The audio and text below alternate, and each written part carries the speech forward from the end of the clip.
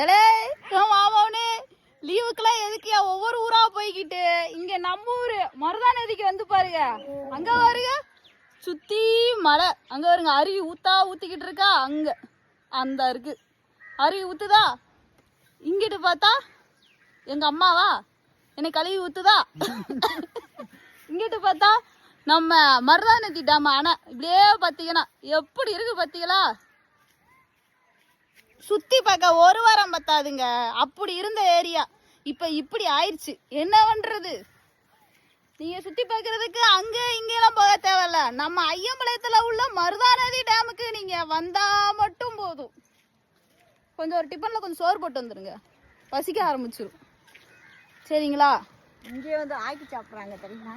ஆமா, இல்ல சமைக்க தெரிஞ்சுன்னா நீங்க வாட்டுக்கா வந்துருங்க.